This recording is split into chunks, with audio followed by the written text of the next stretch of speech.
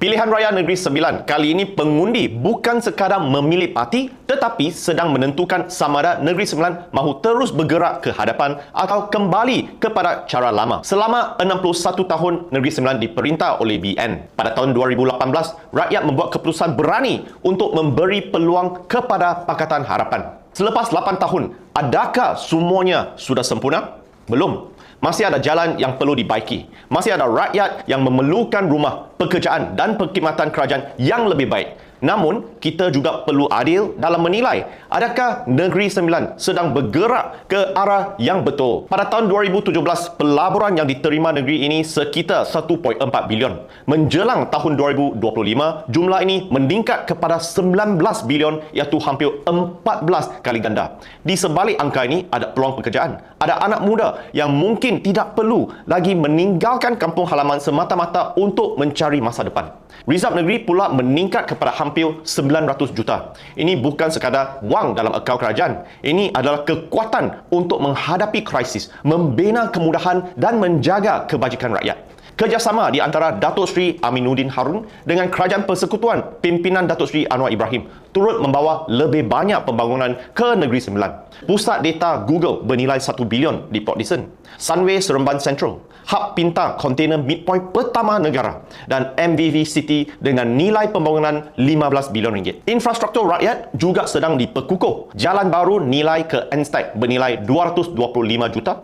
Jejambat Jalan Lama Labu bernilai 500 juta bagi mengurangkan kesesakan. Projek Tebatan Banjir Sungai Linggi bernilai 200 juta untuk melindungi keluarga dan harta benda rakyat. Melalui peruntukan 100 juta daripada Menteri Pengangkutan YB Anthony Loke, perkhidmatan bas awam dipertingkatkan. Warga Mas, pelajar dan OKU boleh menaikinya secara percuma. Hospital Tuanku Jaafar Kedua pula sedang dibina di Bandar Enstag supaya rakyat tidak perlu terus menanggung kesesakan yang sama untuk mendapatkan rawatan. Lebih 33,000 rumah mampu milik juga telah diluluskan, membuka peluang kepada lebih ramai keluarga untuk memiliki rumah pertama. Pakatan Harapan tidak akan mengatakan bahawa semua masalah sudah selesai. Parti ini tidak sempurna, boleh ditegur, dan sebuah kerajaan yang baik bukanlah kerajaan yang mendakwa dirinya tidak pernah salah. Sebuah kerajaan yang baik ialah kerajaan yang sanggup mendengar, menerima teguran dan terus memperbaiki kelemahan. Segala kemajuan ini juga bukan milik mana-mana seorang pemimpin atau parti. Ini milik rakyat Negeri Sembilan. Kerana mandat rakyatlah yang membolehkan pembangunan diteruskan. Kerana kepercayaan rakyatlah yang memberi peluang kepada perubahan berlaku.